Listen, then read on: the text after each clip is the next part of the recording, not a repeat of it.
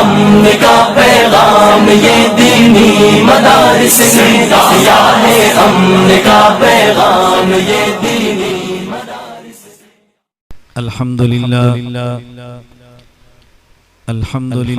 نحمده ونستعینه ونستغفره ونؤمن به ونتوکل علیہ ونعوذ باللہ من شرور انفسنا ومن سیئات اعمالنا من يهده الله فلا مضل له ومن يضلل فلا هادي له ونشهد أن لا إله إلا الله وحده لا شريك له ونشهد أن سيدنا ومولانا محمدا عبده ورسوله أما بعد فأعوذ بالله من الشيطان الرجيم بسم الله الرحمن رب العالمين الرحمن الرحيم مالك يوم الدين إياك نعبد المستقيم المغضوب عليهم ولا الضالين اهدنا الصراط المستقيم صراط الذين أنعمت عليهم غير المغضوب عليهم ولا الضالين. عن عمر بن الخطاب رضي الله عنه قال بينما نحن عند رسول الله صلى الله عليه وسلم استلى علينا رجل شديد بياض الثياب شديد سواد الشعر لا يرى عليه أثر السفر ولا يعرفه منا أحد حتى جلس إلى النبي صلى الله عليه وسلم وأسند ركبتيه إلى ركبتيه ووضع كفيه على فخذيه فقال يا محمد أخبرني عن الإسلام قال أن تشهد أن لا إله إلا الله وأن محمد رسول الله وتقيم الصلاة وتؤتي الزكاة وتصوم رمضان وتحج البيت إن استطعت إليه سبيلا فقال صدقت قال فعجبنا له يسأله ويصدق قال فأخبرني عن الإيمان قال أن تؤمن بالله وملائكته وكتبه ورسله واليوم الآخر وتؤمن بالقدر خيره وشره قال صدقت قال فأخبرني عن الإحسان قال أن تعبد الله كأنك تراه فإن لم تكن تراه فإنه يراك قال متى الساعة قال ما المسؤول عنها بأعلم من السائل قال فأخبرني عن أماراتها قال أن تلد الأمة ربتها وأن ترى الحفاة العراة العالة رعاء الشاء يتطاولون في البنيان قال ثم انطلق فلبثت مليا فقال يا عمر أتدري من السائل قلت الله ورسوله أعلم قال إنه جبرائيل أتاكم يعلمكم دينكم اللهم صل على محمد وعلى آل محمد كما صليت على إبراهيم وعلى آل إبراهيم إنك حميد مجيد اللهم بارك على محمد وعلى آل محمد كما باركت على إبراهيم وعلى آل إبراهيم إنك حميد مجيد. نام محمد سے دلوں کو سرور ملتا ہے، نام محمد سے دلوں کو سرور ملتا ہے، نگاہ فکر کو تازہ شعور ملتا ہے. نصیب کیسا بھی ہو واسطہ احمد کا دے کے، نصیب کیسا بھی ہو وسیلہ محمد کا دے کے، خدا سے جو بھی مانگیں ضرور ملتا ہے صلی اللہ علیہ وسلم. معزز علماء کرام، میرے نہایت واجب الاحترام بزرگوں، مسلک اہل سنت والجماعت احناف دیوبند سے تعلق رکھنے والے دوستوں اور بھائیوں، میں نے آپ حضرات کی خدمت میں قرآن کریم کی ایک مکمل سورت تلاوت کی ہے اور احادیث مبارکہ میں سے ایک حدیث مبارک تلاوت کی ہے۔ یہ سورت اور یہ حدیث میں نے تلاوت کیوں کی ہے؟ اس لیے کہ یہاں جامع مسجد تقوی مدرسہ رحیمیہ میں آج میرا پہلا بیان ہے، اور یہ سورۃ الفاتحہ وہ سورت ہے کہ جس کو ام الکتاب کہا جاتا ہے، اور یہ حدیث مبارک وہ حدیث ہے کہ جس کو ام السنہ کہا جاتا ہے۔ ام الکتاب کا معنی کیا ہے اور ام السنہ کا معنی کیا ہے؟ ام کا معنی ہمیشہ ماں نہیں ہوتا۔ ہم سمجھتے ہیں کہ ام کا معنی ہمیشہ ماں ہے، اور شاید ام الکتاب کا معنی ہوگا قرآن کی ماں، اور ام السنہ کا معنی ہوگا سنت کی ماں۔ حالانکہ ام کا معنی ہمیشہ ماں نہیں ہوتا، جس طرح ابن کا معنی ہمیشہ باپ نہیں ہوتا، ابن کا معنی ہمیشہ بیٹا نہیں ہوتا، اسی طرح ام کا معنی ہمیشہ ماں نہیں ہوتا۔ قرآن کریم میں ہے وَأُمُّهُ صِدِّيقَةٌ، حضرت عیسیٰ کی والدہ صدیقہ ہیں، یہاں امن کا معنی ماں ہے۔ قرآن کریم میں ہے وَأَمَّا مَنْ خَفَّتْ مَوَازِينُهُ فَأُمُّهُ هَاوِيَةٌ، جس کے گناہ زیادہ ہیں اس کا ٹھکانہ جہنم ہے، یہاں امن کا معنی ماں ہے۔ ہن ام الکتاب، قرآن کریم کی آیتیں دو قسم کی ہیں، بعض محکمات اور بڑی واضح، بعض متشابہات کہ جن کی مراد تک بندے کی رسائی نہیں ہے۔ اللہ فرماتے ہیں ہن ام الکتاب، یہ جو محکمات آیات ہیں کہ جن کی مراد بڑی واضح ہے، یہ قرآن کریم کی بنیاد ہے۔ ہن ام الکتاب، اسی طرح امن کا معنی خلاصہ بھی آتا ہے کہ یہ بنیاد ہے۔ ام الکتاب کا معنی قرآن کا خلاصہ، اور ام السنہ کا معنی احادیث کا خلاصہ۔ اللہ رب العزت نے قرآن کریم کی 114 صورتیں ہیں، ان میں پہلی سورت سورۃ الفاتحہ میں خلاصہ بیان کیا ہے، اور 113 صورتوں میں قرآن کریم کو تفصیل کے ساتھ بیان فرمایا ہے۔ اللہ کے نبی صلی اللہ علیہ وسلم نے ہزاروں احادیث میں تفصیلات بیان فرمائی ہیں۔ کل احادیث کتنی ہیں؟ بعض محدثین فرماتے ہیں 4000، بعض کہتے ہیں 10,000، بعض کہتے ہیں 50,000۔ اگرچہ صحیح قول 10,000 کا ہے، لیکن 4، 10 یا 50 آپ کے ذہن میں آئے گا۔ احادیث تو لاکھوں ہیں، آپ کیسے کہتے ہیں 50,000؟ یہ بات ذہن نشین فرما لیں۔ ایک حدیث کا مطلب وہ ہے جو اللہ کے نبی بات فرمائیں اور جو کام کریں، یہ ہے حدیث۔ اور ایک اللہ کے نبی کا کام یا اللہ کے نبی کا ارشاد جن لوگوں کے واسطہ سے ہم تک پہنچتا ہے، اس واسطے کا نام ہے سند۔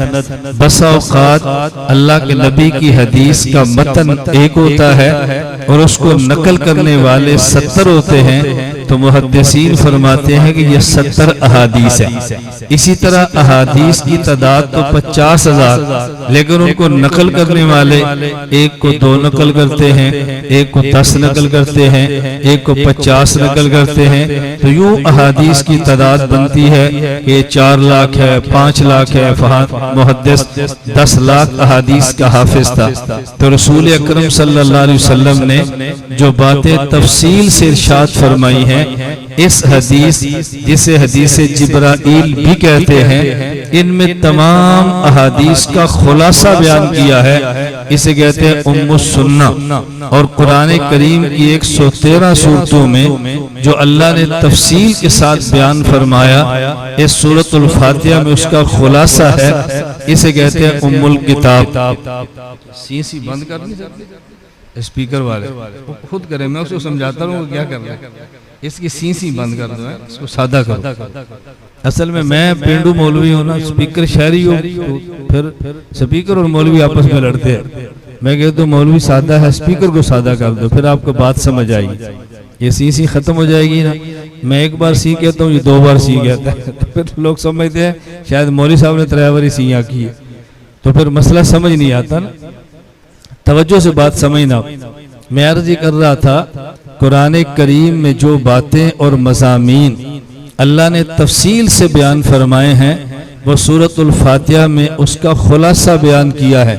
آپ اس کی مثال سمجھیں، جس طرح درسگاہ میں ایک مدرس، کلاس میں ایک ٹیچر، وہ 1 گھنٹے کا لیکچر دیتا ہے، 1 گھنٹے کا سبق پڑھاتا ہے، اور آخر میں طلباء سے کہتا ہے کہ بیٹا اس پورے سبق کا خلاصہ سمجھ لو، یہ جو میں نے 1 گھنٹہ آپ کو لیکچر دیا ہے، بس اس کا خلاصہ 1 منٹ میں سمجھ لو۔ تو جس طرح ہم بیان کا، اپنے لیکچر کا اور اپنے سبق کا خلاصہ بتاتے ہیں، اللہ رب العزت نے بھی 113 صورتوں میں تفصیل بیان فرمائی ہے، اور سورۃ الفاتحہ میں اس کا خلاصہ بیان کر دیا ہے۔ رمضان آنے والا ہے، آپ سب تراویح سنیں گے اور کچھ تراویح پڑھائیں گے، لیکن آپ اول رمضان سے لے کے 29 یا 30 رمضان تک آپ سنیں گے کہ ہر رکعت میں امام سورۃ الفاتحہ پڑھے گا اور ساتھ کچھ قرآن، پھر سورۃ الفاتحہ، پھر کچھ قرآن، پھر سورۃ الفاتحہ، پھر کچھ قرآن۔ آخر وجہ کیا ہے کہ تراویح کی ہر رکعت میں سورۃ الفاتحہ تو پڑھتے ہیں، باقی ہر رکعت میں پورا قرآن نہیں، تھوڑا تھوڑا کر کے پڑھتے جائیں گے، اور آخری رات پہ جا کے مکمل قرآن ختم کر دیں گے۔ یہ توجہ رکھنا کہ ہر رکعت میں امام سورۃ الفاتحہ کیوں پڑھ رہا ہے، اس کی وجہ یہ ہے، ایک ہے قرآن کی تفصیل اور ایک ہے قرآن کریم کا خلاصہ۔ اللہ یہ چاہتے ہیں کہ میرا بندہ میرا کلام مجھے سنائے۔ اب 1 رکعت میں بندہ اللہ کے دربار میں کھڑا ہو اور سارا قرآن سنا دے، یہ بندے کے بس میں نہیں ہے۔ اس لیے حکم ہوتا ہے کہ ہر رکعت میں قرآن کا خلاصہ سورۃ الفاتحہ سنا دو اور ساتھ کچھ قرآن کی تفصیل وہ بھی سنا دو، تو آدمی ہر رکعت میں پورا خلاصہ سناتا رہتا ہے اور ساتھ کچھ نہ کچھ قرآن کریم اور پڑھتا رہتا ہے، اور یوں 30 یا 29 راتوں میں قرآن کریم مکمل کر لیتا ہے۔ پورے قرآن میں کیا ہے جس کا خلاصہ سورۃ الفاتحہ میں؟ توجہ رکھنا، یہ قرآن کریم کا خلاصہ اتنا آسان ہے کہ اگر آپ گھڑی دیکھیں گے اور میں بیان کروں گا تو آپ 3 سیکنڈ میں پورے قرآن کا خلاصہ سنا سکتے ہیں۔ کتنے سیکنڈ میں؟ بولو۔ 3 سیکنڈ میں پورے قرآن کا خلاصہ۔ آپ کہتے ہیں جی کیسے؟ قرآن کریم میں اللہ رب العزت نے 6 مضامین بیان فرمائے ہیں۔ اگر کوئی 7واں مضمون آپ کے علم میں ہو تو آپ نے مجھے ضرور بتانا ہے کہ ایک مضمون اور بھی ہے مولانا صاحب جو آپ کے علم میں نہیں ہے۔ پورے قرآن کریم میں 6 مضامین ہیں، آپ گنتی کریں اور یاد کریں۔ نمبر 1 توحید، نمبر 2 قیامت، نمبر 3 رسالت، نمبر 4 احکام، نمبر 5 ماننے والے، نمبر 6 نہ ماننے والے۔ کتنے مضامین آپ نے یاد کرنے ہیں؟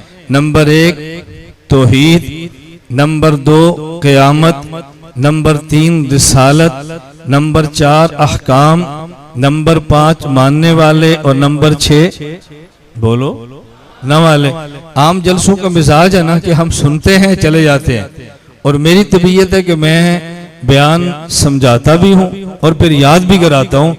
آپ یاد بھی کر لیں اور سمجھ بھی لیں تو آپ کو بیان کا لطف آئے گا نا۔ پورے قرآن کریم میں کتنے مضامین ہیں؟ بولو۔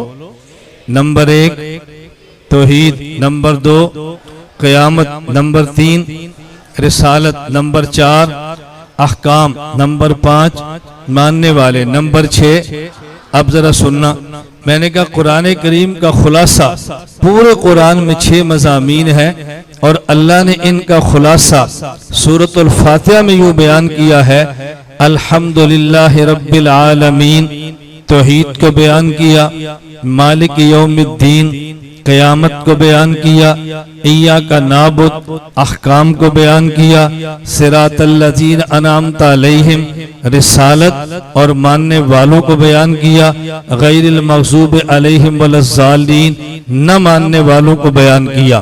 تو قرآن کریم کے 6 مضامین جو تفصیل کے ساتھ 113 سورتوں میں ہے، ان کا خلاصہ سورۃ الفاتحہ میں ہے۔ اس لیے سورۃ الفاتحہ کا نام ہے ام الکتاب، یعنی پورے قرآن کا خلاصہ۔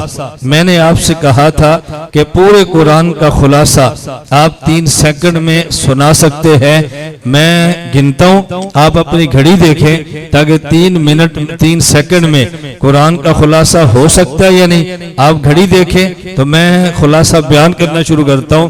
پورے قرآن میں اللہ نے 6 مضامین بیان کیے، توحید، قیامت، رسالت، ماننے والے، نہ ماننے والے، احکام۔ کتنے ہو گئے؟ پھر گن لو، آپ گھڑی دیکھنا، توحید، قیامت، رسالت، احکام، ماننے والے، نہ ماننے والے۔ 3 سیکنڈ سے بھی پہلے ہو جاتا ہے نا۔ یہ پورے قرآن کا خلاصہ ہے۔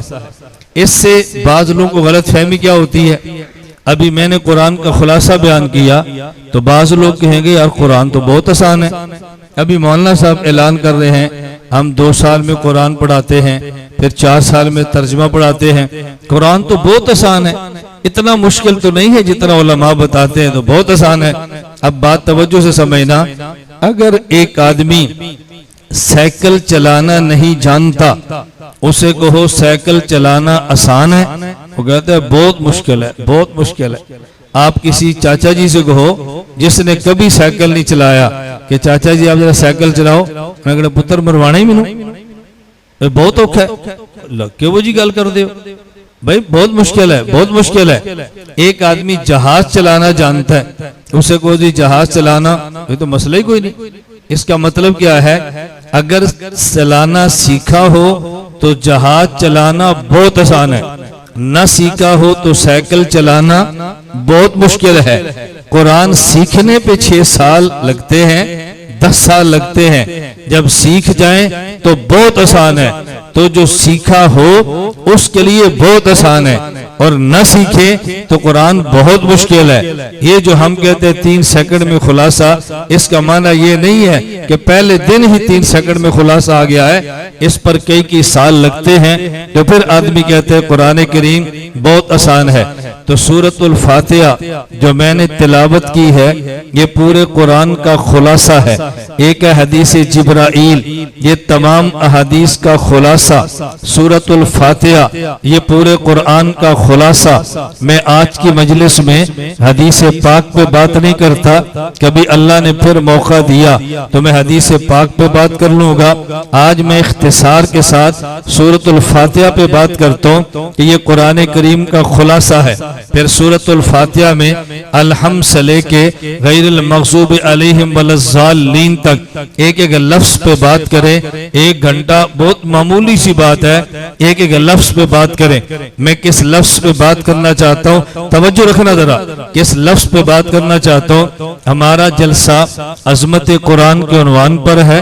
ابھی آپ کو بتایا جا رہا تھا کہ رحیمیہ میں بچے ہیں، رحیمیہ میں بچیاں ہیں، ہم یہ پڑھاتے ہیں اور یوں آپ کی خدمت میں پیش کرتے ہیں۔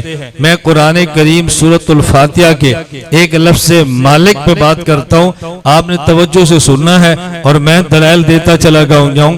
مالک یوم الدین، اس ایک لفظ پہ بات سنیں۔ یہ بات میں کیوں کہنا چاہتا ہوں، آج مدارس کے خلاف پروپیگنڈا، مدرسوں پہ خرچہ بہت ہے اور ان کی پٹ اپ کیا ہے، مدرسے والے کیا دیتے ہیں۔ میں کہتا ہوں ہم مدرسہ چلاتے ہیں، ہمیں بتانا چاہیے ہم کیا دیتے ہیں۔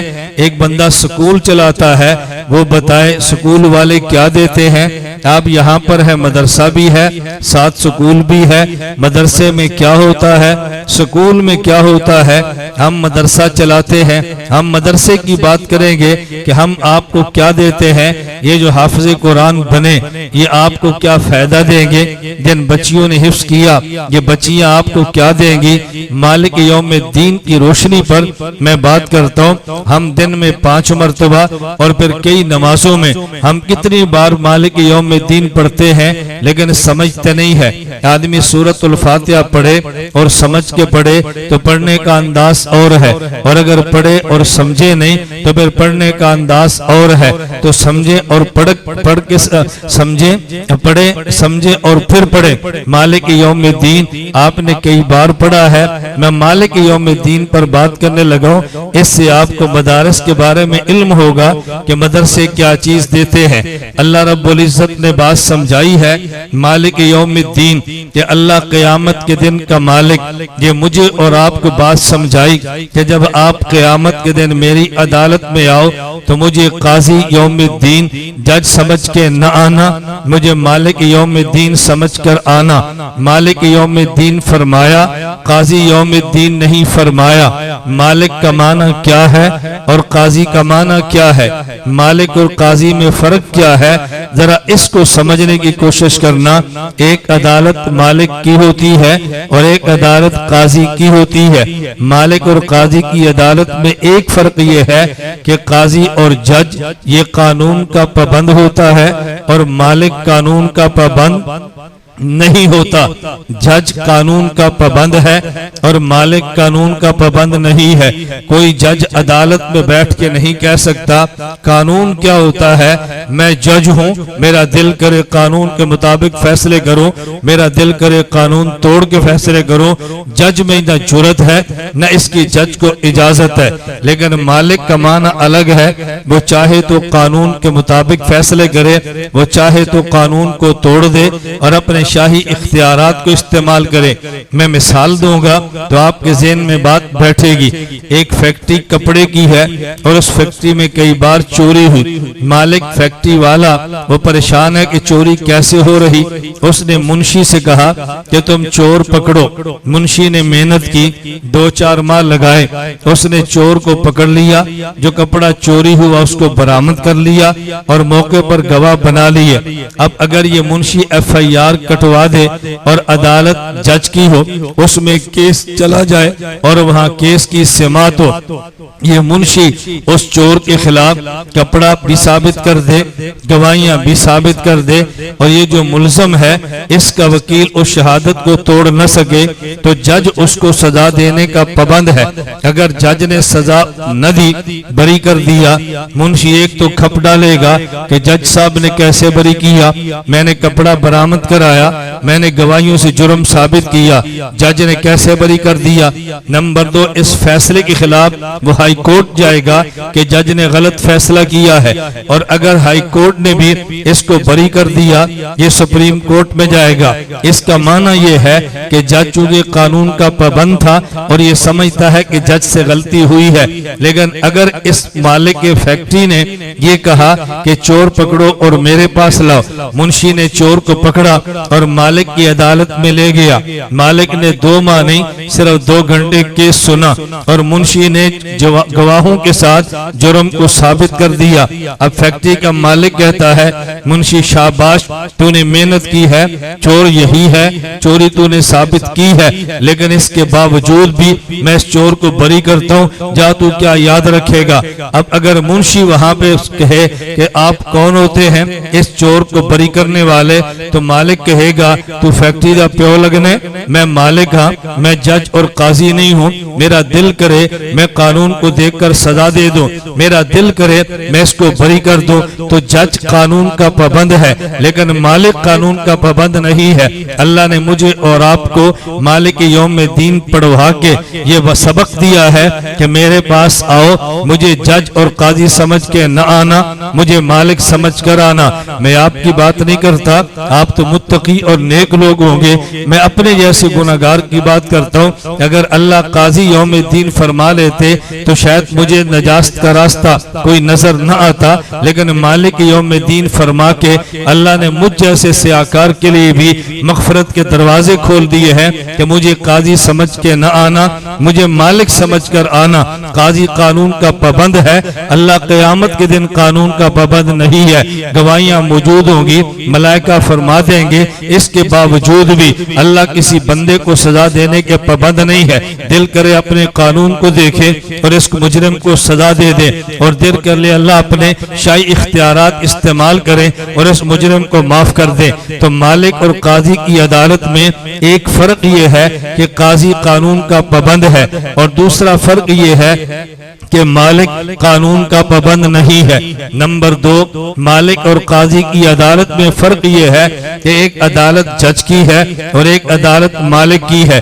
اگر جج کی عدالت میں کوئی بندہ اعتراف جرم کرے تو پھر اس کو جج کو بری کرے, یہ قانون نہیں ہے. مثلا ایک آدمی نے قتل کر دیا اور وہ عدالت میں جا کر کہے جی جج صاحب میں نے قتل کیا ہے, جج کہہ دے چلو میں نے تمہیں معاف کر دیا ہے. ایسا کبھی نہیں ہوتا. اقبالی مجرم کو معاف نہیں کرتے.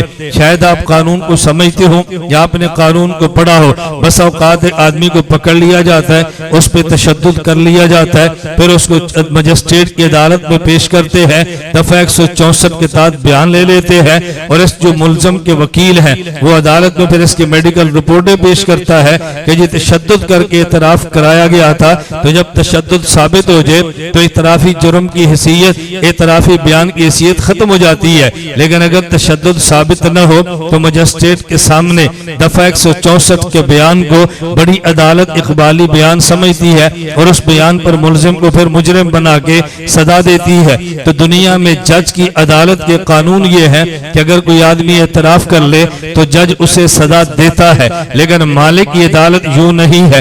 اگر کوئی مالک کی عدالت میں جائے اور اپنے جرم کا اقرار کر لے تو پھر مالک یوں نہیں کرتا کہ جو کہ اعتراف کیا ہے لہذا اس کو سزا دینی ہے. قرآن کریم اس بات پہ گواہ ہے کہ اگر کوئی آدمی جرم کا اعتراف کر لے اور پھر مالک کی عدالت میں آ جائے تو مالک صرف یہ نہیں اس کے جرم کو معاف کرتا ہے بلکہ فَأُولَئِكَ يُبَدِّلُ اللَّهُ سَيِّئَاتِهِمْ حَسَنَاتٍ, اس کے جرم کی جگہ پہ نیکیاں لکھ دیتا ہے, گناہوں کی جگہ پہ نیکیاں لکھ دیتے ہیں. تو جج کی عدالت میں اقبالی مجرم کو سزا ملتی ہے اور مالک کی عدالت میں اقبالی مجرم کا جرم معاف کر کے اس کے جرم کی جگہ نیکیاں لکھ دی جاتی ہے. اگر قاضی اور جج اقبالی مجرم کو کسی وجہ سے معاف بھی کر دے تو معاف کرنے کے بعد پھر اس کی وہاں پر ترقیاں نہیں دیتا تو اس کی جگہ پہ اس کی اچھائیاں لکھ دے. ایک 18ویں گریڈ کا افسر تھا, وہ کرپشن میں پکڑا گیا, جج اس کو سزا دینے لگے. جج اس کا کیس سنتا ہے اور کہتا ہے سر میرے خلاف گواہوں کی ضرورت نہیں ہے, میں تو اعتراف کرتا ہوں میں نے کرپشن کی ہے اور آئندہ نہیں کروں گا. تو جج صاحب فرمائے چونکہ اعتراف کیا ہے لہذا میں اس کو 18ویں گریڈ سے اب 20ویں گریڈ کا افسر بنا دیں گے. ایسا کبھی نہیں ہوگا. لیکن مالک کی عدالت میں اعتراف جرم کرنے والے کے صرف جرم کو معاف نہیں کرتے بلکہ جرم کی جگہ خوبیاں اور نیکی لکھ دی جاتی ہے. مالک اور قاضی کی عدالت میں ایک تیسرا فرق یہ ہے, اگر عدالت قاضی کی ہو, اگر عدالت جج کی ہو اور یہ عدالت جج کی عدالت میں ملزم پیش ہو, اگر اس کا جرم ثابت ہو جائے, وہ جیل میں چلا جائے, رہا ہو کر واپس آ جائے, اس نے سزا پوری کی ہے اور وہ نکل گیا ہے یا وہ سزا کی نوبت نہیں آتی, جج ایک آدمی کو معاف کر دیتا ہے, بری کر دیتا ہے. لیکن بری کرنے کے بعد جج ایسا کبھی نہیں کرتا اس بندے کے ریکارڈ کو ختم کر دیا جائے. اگر ایک آدمی خدا نہ خواستہ کوئی آدمی منشیات کا دھندا کرتا تھا لیکن ایک وقت آیا ان کے علاقے میں جماعت آئی, ان کی بات سنی ہے, جماعت کے ساتھ چلا گیا, توبہ کی توفیق مل گئی, مسجد میں جمعے کے لیے آیا, امام صاحب کا بیان سنا, توبہ کی توفیق مل گئی ہے, کسی خانقاہ کے قریب سے گزرا, اللہ اللہ کی آواز آئی, مسجد و خانقاہ میں گیا, کسی شیخ کے ہاتھ پہ بیعت کی ہے, اس نے توبہ کر لی, اب اس نے منشیات کے دھندے کو چھوڑ دیا ہے, منشیات کے دھندے کو چھوڑا. یہ کسی عدالت میں تھا, جج نے بری بھی کیا, منشیات کا دھندا بھی چھوڑا. اگر 6 ماہ بعد وہاں پہ پھر ضرورت پڑے کہ منشیات کے اڈے ہیں, ہم نے منشیات والوں کو پکڑنا ہے, تو ایس ایچ او صاحب اسے بھی بلائیں گے, وہ آ کر کہے سر میں نے تو داڑھی رکھ لی ہے, میں تو پگڑی باندھ لی ہے, مجھے تو 6 سال ہو گئے, میں تو سالانہ چلا لگا رہا ہوں، میں تو جرم کرتا تھا لیکن میں نے چھوڑ دیا ہے۔ جج صاحب وہ SHO صاحب فرمائیں گے ہمارے ریکارڈ میں تمہارا نام درج ہے، ٹھیک ہے تم نے چھوڑ دیا، لیکن تمہیں یہ تو پتا ہوگا نا یہ دھندا اور کون کرتا ہے، یہ تو تمہارے علم میں ہوگا اور کون کرتا ہے۔ قاضی اور جج کی عدالت سے اگر کوئی بندہ بری ہو بھی جائے تو عدالت اس کا ریکارڈ ختم نہیں کرتی، ریکارڈ یافتہ وہ ہوتا ہے، بوقت ضرورت اسے عدالت میں طلب کر لیا جاتا ہے، لیکن مالک کی عدالت یوں نہیں ہے۔ حدیث پاک میں ہے اذا تاب العبد، جب بندہ گناہ کا اعتراف کر لیتا ہے اور اللہ اس کو معاف فرمانے کا فیصلہ فرما دے، انس اللہ ذالک الحفظہ، جو فرشتے گناہ لکھتے تھے اللہ ان فرشتوں کو بلا دیتے ہیں، وجوارحہ، جن اعضاء سے گناہ کیا اللہ ان اعضاء کو بلا دیتے ہیں، ومعالمہ من الارض، زمین کے جس کونے پہ گناہ کیا اللہ اس زمین کو بلا دیتے ہیں، حتی یلق اللہ، یہاں تک کہ اللہ سے ملاقات یوں کرتا ہے، لیس علیہ من اللہ شاہد بذنب، اس کے خلاف گواہ کوئی نہیں ہوتا۔ اس کا مطلب کیا ہے کہ قاضی اور جج اگر کسی مجرم کو معاف کر بھی دے اس کے ریکارڈ کو محفوظ رکھتے ہیں، لیکن مالک جب کسی کو معاف کرتا ہے تو اس کے ریکارڈ ہی کو ختم کر دیتا۔ مالک کی عدالت میں پھر ریکارڈ باقی نہیں رہتا۔ اس کا کیا مطلب؟ میں بات مثال دے کر سمجھاؤں۔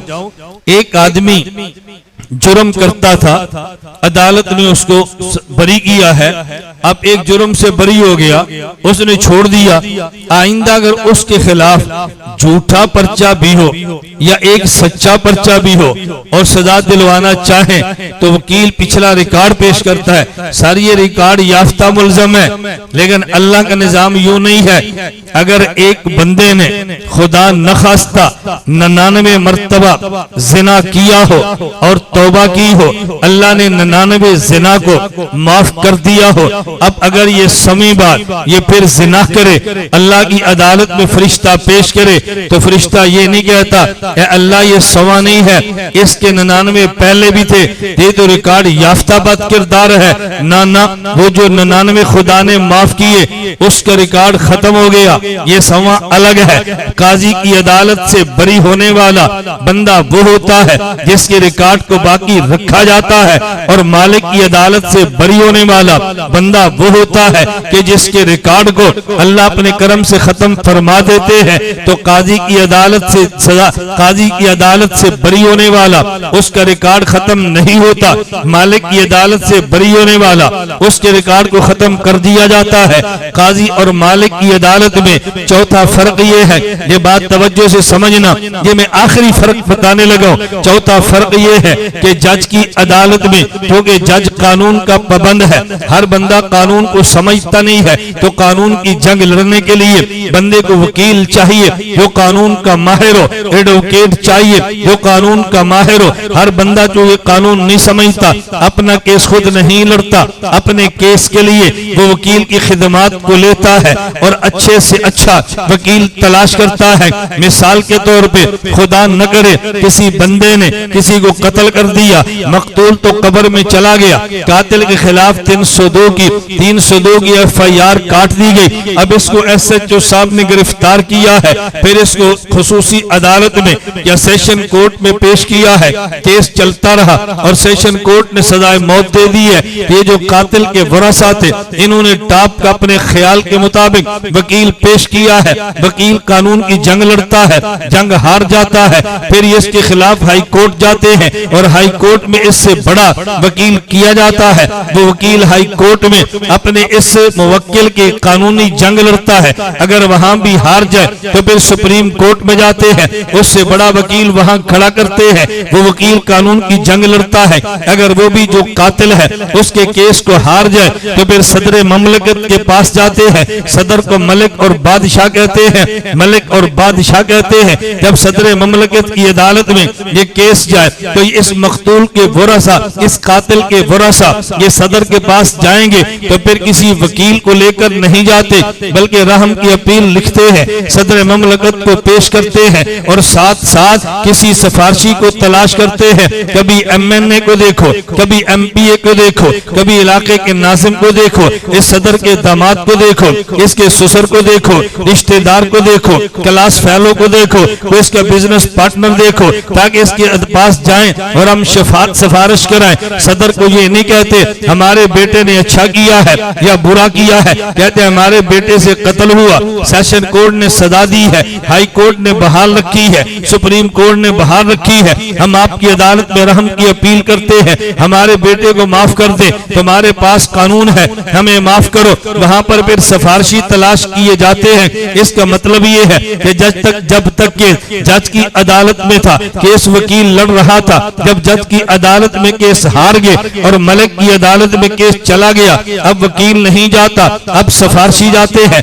اللہ قیامت کے دن فیصلے کریں گے، اللہ جج بن کے نہیں کریں گے، اللہ مالک بن کے کریں گے۔ اللہ قیامت کے دن اگر قاضی بن کے فیصلے کرتے، ہمیں وہاں پہ وکیل چاہیے ہوتا کیونکہ قانون کو ہم سمجھتے نہیں ہے، لیکن اللہ جو فیصلے کریں گے وہ مالک یوم الدین بن کے کریں گے، اور مالک کی عدالت میں وکیل نہیں جاتے، مالک کی عدالت میں سفارشی جاتے ہیں۔ جب تک دنیا میں جج کی عدالت تھی ہم وکیلوں سے خدمات لیتے رہے، اور جب مالک کی عدالت میں کیس چلا گیا وکیل کی خدمات کی ضرورت نہیں ہے، ہمیں وہاں تو مالک چاہیے، وہاں تو سفارشی چاہیے۔ اب دنیا میں ادارے دو قسم کے ہیں، ایک ادارے کو سکول کہتے ہیں، ایک ادارے کو مدرسہ کہتے ہیں۔ اگر آپ سکول میں بچہ داخل کراؤ تو سکول والوں سے پوچھو ہمیں تم بچہ بنا کر کیا دو گے، وہ کہتے ہیں ہم تمہیں وکیل بنا کے دیں گے۔ مدرسے والوں سے پوچھو ہم بچہ دیں گے تم ہمیں کیا بنا کے دو گے، کوئی مدرسے والا نہیں کہتا ہم وکیل بنا کے دیں گے، وہ کہتے ہیں ہم تمہیں سفارشی بنا کر دیں گے۔ اس کا معنی یہ ہے اگر تمہیں بچہ وکیل بنانا ہے سکول کے حوالے کر دو، اگر تم نے بچہ سفارشی بنانا ہے پھر بچے کو مدرسے والوں کے حوالے کر دو۔ لیکن وکیل کسے چاہیے؟ وکیل ضرورت اس بندے کی ہے جس کے خلاف FIR کٹتی ہو، جس نے قاضی اور جج کی عدالت میں جانا ہو، لیکن ہر بندے کے خلاف FIR دنیا میں نہیں کٹتی، ہر بندے نے دنیا میں قاضی اور جج کی عدالت میں نہیں جانا۔ اس کا معنی یہ ہے کہ وکیل ہر بندے کی ضرورت بھی نہیں ہے، لیکن قیامت مالک کی عدالت میں ہر کسی نے جانا ہے، تو اس کا مطلب یہ ہے کہ سفارشی پر ہر کسی کی ضرورت ہے۔ توجہ سے بات سمجھنا، بھئی سکول والا وکیل بنا کے دے گا، وکیل ہر کسی کی ضرورت نہیں ہے۔ مدرسے والا سفارشی بنا کے دے گا، سفارشی ہر کسی کی ضرورت ہے۔ اس کا معنی یہ ہے ہم سکول کی ضرورت کو مانتے ہیں، تم مدرسے کی ضرورت کو مانو، سکول ضرورت ہے لیکن اس بندے کی کہ جس کا کیس جج کی عدالت میں جانا ہو، اور جج کی عدالت میں ہر کسی کا کیس نہیں جاتا، کسی کا جاتا ہے، لہذا سکول ضرورت ہے، ہر کسی کی نہیں، کسی کی ہے۔ اور سفارشی مالک کی عدالت میں ہر کسی نے جانا ہے، اور مدرسے والے سفارشی بنا کر دیتے ہیں۔ سفارشی اسے چاہیے جس نے مالک کی عدالت میں جانا ہے، اور مالک کی عدالت میں کسی نے نہیں، ہر کسی نے جانا ہے۔ اور جج کی عدالت میں کسی نے جانا ہے، مالک کی عدالت میں ہر کسی نے جانا ہے۔ تو وکیل اسے چاہیے جو جج کی عدالت میں جائے، تو جج کی عدالت میں کوئی جاتا ہے، سفارشی اسے چاہیے جس نے مالک کی عدالت میں جانا ہے، اور مالک کی عدالت میں ہر کوئی جائے گا۔ اس کا معنی یہ ہے سکول ضرورت ہے لیکن کسی کی، مدرسہ ضرورت ہے لیکن ہر کسی۔ ہم کوئی سکول کی مخالفت تو نہیں کر رہے نا، سکول ضرورت ہے لیکن کس کی؟ ہر کسی کی۔ اور مدرسہ ضرورت ہے کس کی؟ ہر کسی کی۔ توجہ رکھنا، سکول ضرورت کسی کی ہے اور مدرسہ ضرورت ہر کسی کی ہے۔ میں آپ سے پوچھتا ہوں، آپ کے فیصل آباد کے وزیر ہیں، وہ اسلام آباد میں رہتے ہیں، اور آپ کو ان وزیر صاحب سے کوئی کام ہے، آپ سفارش کروانا چاہتے ہیں، آپ ان کے رشتہ دار کو، محلے دار کو، ان کی پارٹی کے آدمی کو لیتے ہیں کہ یار تیرا تعلق ہے، ہمارا چھوٹا سا کام ہے، سفارش کرا دو۔ آپ ان کو لے کے اسلام آباد جاتے ہیں۔ آپ ایمان کے ساتھ مجھے بتائیں، میری رعایت کیے بغیر جس سفارشی کو لے کے آپ اسلام آباد جائیں گے، راستے میں جب آپ نے مٹن کڑھائی یا چکن کڑھائی آپ کے سفارشی نے کھانی ہو، آپ اس کو کھلاؤ گے تو پیسہ آپ دیں گے یا آپ کا سفارشی دے گا؟ بتاؤ، میری بات سمجھ آ رہی ہے؟ کون دے گا؟ جی سفارشی تو نہیں دے گا نا۔ یہ جو راستے مٹن کڑھائی ہے، چکن کڑھائی ہے، یہ جو کھائیں گے تو پیسے آپ دیں گے یا سفارشی دے گا؟ سفارشی کو مٹن کڑھائی کھلاتے ہیں چونکہ اس نے سفارش کرنی ہے۔ یہ جو مدرسے میں بکرے آتے ہیں یہ اس وجہ سے آتے ہیں کہ ان لوگوں نے آپ کی سفارش کرنی ہے، اور سفارشی کو آدمی چکن کڑھائی بھی دیتا ہے، مٹن کڑھائی بھی دیتا ہے، بیف کباب بھی دیتا ہے، بریانی کباب بھی دیتا ہے، کوئی انوکھی بات نہیں ہے۔ اگر آپ سمجھے کہ میں کو ہنسا رہا ہوں، واللہ میرا ہنسانا مزاج نہیں ہے۔ میں راتوں کو جو جاگتا ہوں لطیفے سنانے کے لیے تو نہیں جاگتا، میں تو مسئلہ سمجھانے کی کوشش کر رہا ہوں۔ آپ بات توجہ سمجھنا، میرے علم میں نہیں ہے، میرا علم بہت محدود ہے، میں بہت چھوٹا ہوں، میری دنیا بہت چھوٹی ہے، آپ بڑے شہر میں رہتے ہیں۔ میرے علم میں نہیں ہے کہ کسی کا والد فوت ہو جائے وہ صبح 2 بکرے لے کر سکول پہنچ جائے، میرے علم میں نہیں۔ کسی بندے کی والدہ اسپتال میں چلی جائے، صبح بکرا لے کر سکول پہنچ جائے کہ جی بچوں سے کہنا کہ یہ بکرا کھا لو۔ جب بھی وفات کسی کی ہوگی تو بکرا مدرسے میں آئے گا، یہ بچوں سے کو یہ کھا لیں، ہمارے ابو کے لیے دعا کریں۔ اس کا معنی کہ آپ میں سے ہر بندہ سمجھتا ہے کہ سکول میں سفارشی نہیں ہے، سفارشی یہ مدرسے میں بیٹھے، سفارشی یہ ہے، سفارشی کی خدمت بھی کرتے ہیں، پیسے بھی دیتے ہیں، اس کو کھانا بھی اچھا کھلاتے ہیں، یہ اس پر کوئی احسان نہیں کرتے۔ توجہ رکھنا، سکول والے وکیل دیتے ہیں اور مدرسے والے سفارشی دیتے ہیں۔ توجہ رکھنا، سکول والے ڈاکٹر دیتے، مدرسے والے ڈاکٹر بنا کے نہیں دیتے۔ میری عادت ہے کہ نہ ہم بڑکے مارتے ہیں، نہ ہم جھوٹ بولتے ہیں، نہ غلط آپ سے وعدے کرتے ہیں ہم ڈاکٹر بنا کے دیں گے۔ کوئی مدرسہ بنا کے دے تو مجھے نہیں پتا، میں کبھی نہیں کہتا بھی ہم ڈاکٹر بنا کے دیں گے، ہم وکیل بنا کے دیں گے۔ جو ہم بنا کے دیں گے وہ ہم بتاتے ہیں، اور ابھی نہیں، جب بن کے جائیں گے تو آپ کو احساس ہوگا۔ آپ کو ڈاکٹر چاہیے، اپنا بچہ سکول کو دے دو، ہمیں کوئی انکار نہیں ہے، ڈاکٹر کی ضرورت ہے، توجہ رکھنا۔ لیکن فرق صرف اتنا ہے، فیصل آباد کے ہسپتال میں ابو جی داخل ہو گئے، ڈاکٹر نے کہا ہمارے بس میں علاج نہیں ہے، کراچی لے جاؤ، ہمارے بس میں نہیں ہے، انگلینڈ لے جاؤ، ہمارے بس میں نہیں ہے، امریکہ لے گئے، آپ وہاں ابو جی کو لے کر چلے گئے، ڈاکٹر علاج کرتے رہے، علاج پر محنت کی ہے، آئی سی یو میں داخل ہیں، ڈاکٹر صاحب باہر نکلے، بیٹا پوچھتا ہے سر ہمارے ڈیڈ کا کیا حال ہے؟ وہ کہتا ہے آئی ایم سوری، میں نے بہت کوشش کی ہے لیکن ہم آپ کے ڈیڈ کی جان نہیں بچا سکے۔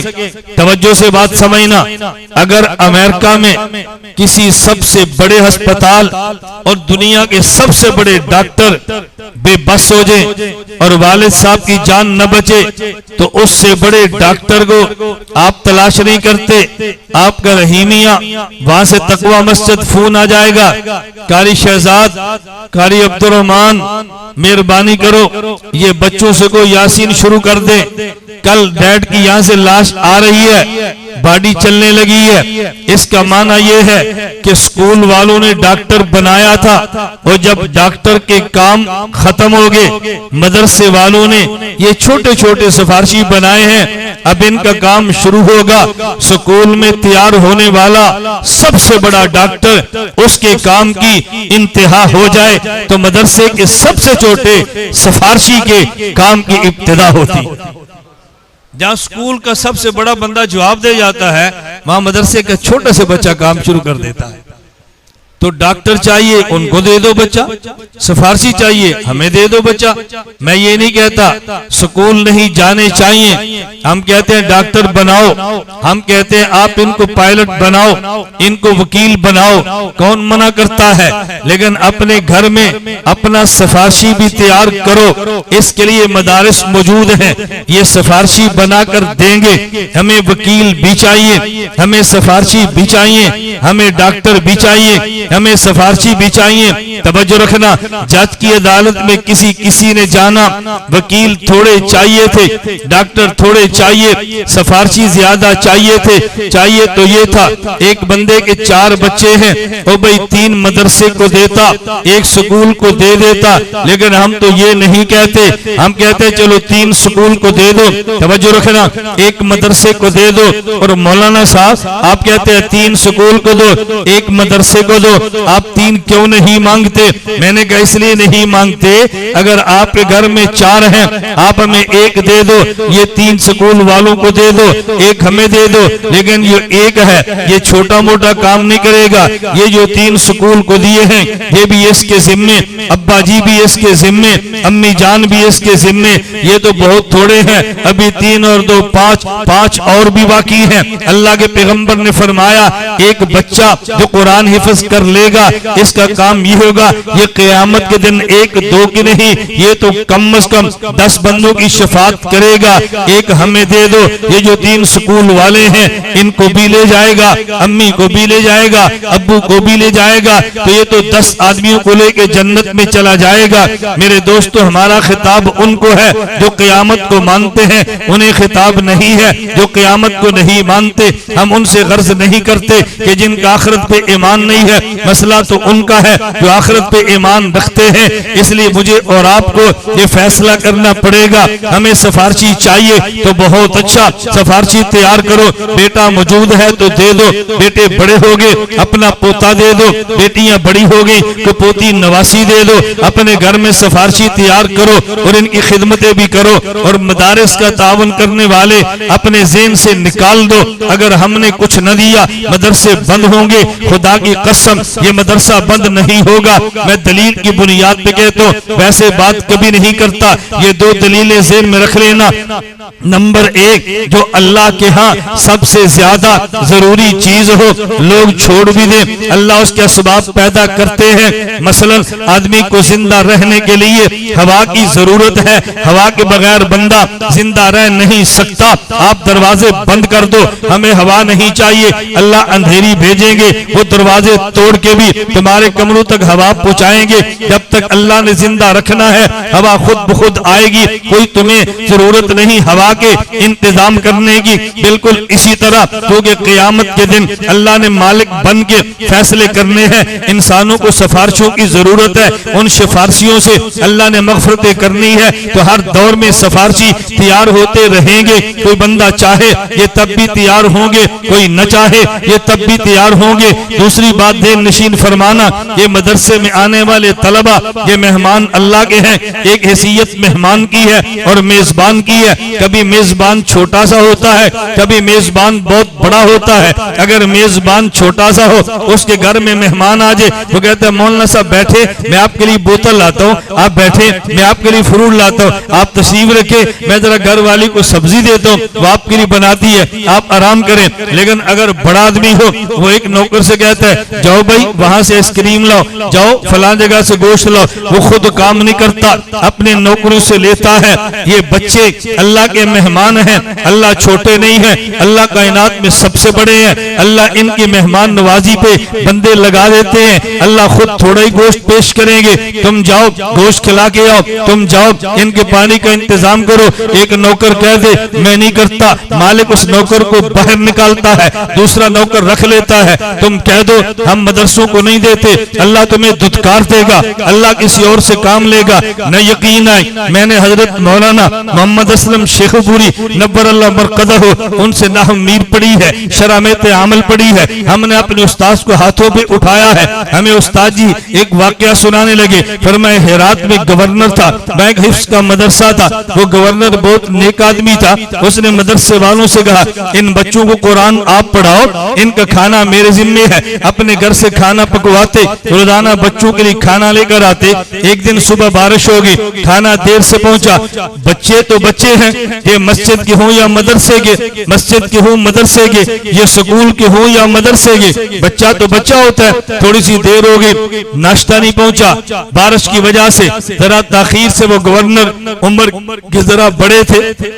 बूढ़े अपने सर पे पराठे रखे, अपने हाथ में चाय को लिया, केतली में डाली आ रहे थे। चूंकि देर हो गई, वो छोटे बच्चे थे, उनने देर से आता नाश्ता देखा, एक दूसरे से कहने लगे वो देखो हमारा बैल, वो देखो हमारा बैल, वो चाय ला रहा है, वो देखो हमारा बैल पराठे ला रहा है। वो गवर्नर ने बात को सुन लिया, गुस्सा चढ़ गया, मदरसे में आए, कारी साहब ये पराठे और चाय पकड़ो, किसी और से बंदोबस्त कराओ, मैं तुम्हें पराठे भी उठा के ला कर दूं, तुम्हारे बच्चे मुझे बैल भी कहें, हमसे ये नहीं होता। कारी साहब ने फरमाया गवर्नर साहब कान खोल के सुनो, ये मेहमान मेरे नहीं है, ये मेहमान अल्लाह के हैं, पहले तुझे बेचता था, अब किसी और के जिम्मे लगाएगा, ये टेंशन हमारी नहीं है, ये तो खुदा के मेहमान हैं। हजरत मौलाना सूफी अब्दुल हमीद सवाती नव्वरुल्लाह मरकदहू, इमाम अहले सुन्नत शेख सरफराज खान सफदर नव्वरुल्लाह मरकदहू के छोटे भाई, मदरसा नुसरतुल उलूम, मैंने इमाम अहले सुन्नत से तफसीर वहां पढ़ी है।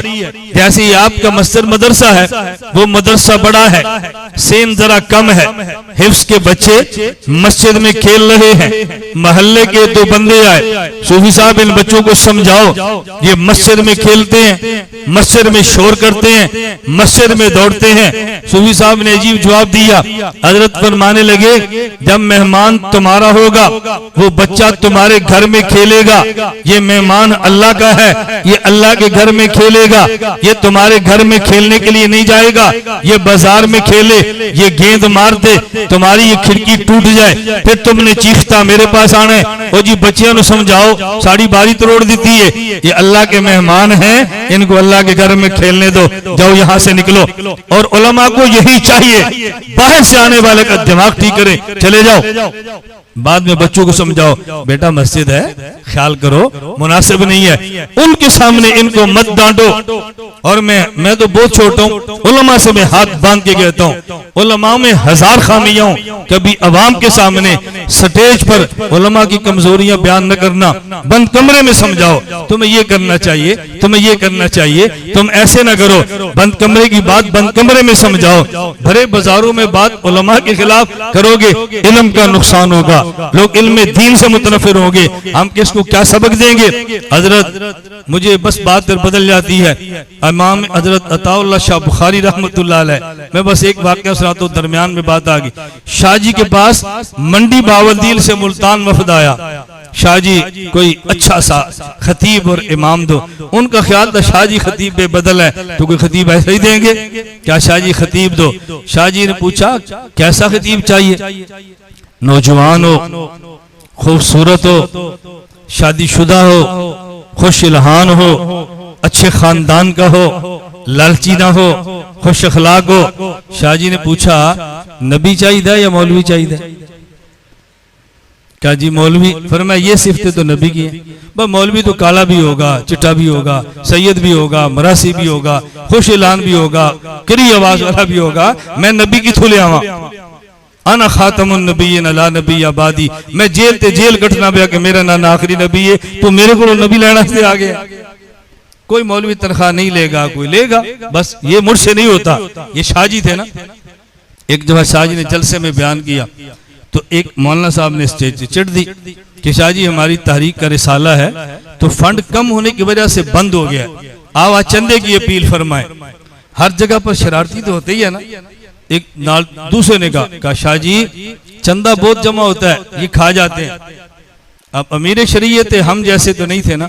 अमीर शरीयत शाह जी फरमाने लगे जो बकरा कुर्बानी पर ज़बा होता है वो दाना और दाल दूसरों से ज्यादा खाता है, ये खाएंगे भी रिसाला चलाएंगे भी, तुझे फंड कटो, शाबाश, चंदा दो इनको, काटो जेल इनकी जगह पे तुम, खाओ मार इनकी जगह पे तुम, करो दीन का काम इनकी जगह पे तुम।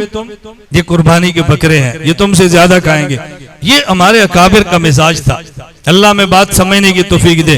उस गवर्नर ने कहा कारी साहब इनको संभालो। कारी साहब ने फरमाया मेहमान तुम्हारे और मेरे नहीं हैं, अल्लाह के मेहमान हैं, आप खाना मत भेजो, अल्लाह किसी और को मुतय्यन करेगा।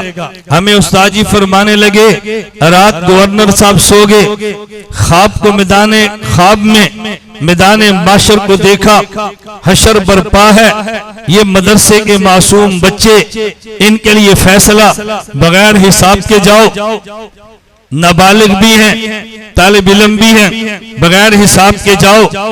پل صراط سے گزرنے لگے، وہی لڑکے جو شرارتیں کرتے تھے کھڑے ہو گئے، کہا بھی ٹھہر جاؤ۔ دوسرے نے کہا کدھر؟ اس نے کہا وہ بیل جو روٹی لاتا تھا وہ کدھر ہے؟ کہا وہ تو پیچھے حساب دے رہا ہے۔ کہا ہم نہیں جائیں گے، اس بیل کو لے کر جائیں گے۔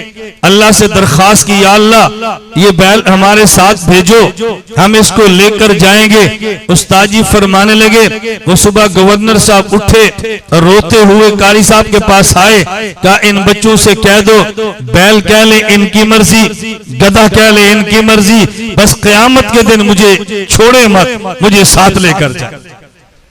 یہ مالک کی عدالت کے فیصلے الگ ہیں، جج کی عدالت کے فیصلے الگ ہیں۔ میں بیان کا خلاصہ پیش کرنے لگا ہوں۔ اللہ نے مالک یوم الدین فرمایا، قاضی یوم الدین نہیں فرمایا۔ مالک اور قاضی کی عدالت میں نے وقت کی کمی کی وجہ سے صرف 4 فرق پیش کیے ہیں۔ نمبر 1، قاضی قانون کا پابند ہے، مالک قانون کا پابند نہیں ہے۔ نمبر 2، قاضی اقبالی مجرم کو سزا دیتا ہے اور مالک اقبالی مجرم کو سزا نہیں دیتا، بلکہ اس کے گناہوں کی جگہ پہ نیکیاں لکھتا ہے۔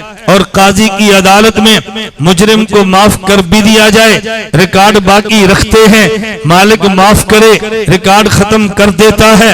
قاضی کی عدالت ہو تو پیش وکیل ہوتا ہے، اور مالک کی عدالت ہو تو پیش سفارشی ہوتا ہے۔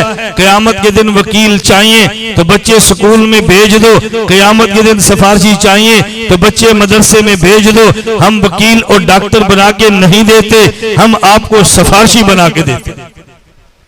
بس ان سفارشیوں کو دال چاول کھلاتے رہو، ان کو مٹن بیف کڑائی کھلاتے رہو اور اپنے سفارشی بناتے رہو۔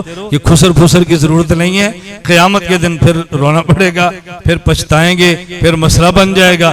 اللہ ہم سب کو ان مدارس کی قدر کرنے کی توفیق عطا فرمائے۔ اللہ ان طلباء کی ہم سب کو قدر کرنے کی توفیق عطا فرمائے۔ اللہ مجھ سے بھی اور آپ سے بھی راضی ہو جائے۔ یہ جو مدرسے کا جتنا کام ہوتا ہے بس ان کاموں کی قدر فرمائے۔ اللہ ہم سب کو اور ہماری نسلوں کو دین کی خدمت کے لیے قبول فرمائے۔ وآخر دعوانا ان الحمدللہ رب العالمین۔ مدارس زندہ باد، میرے مدارس زندہ باد۔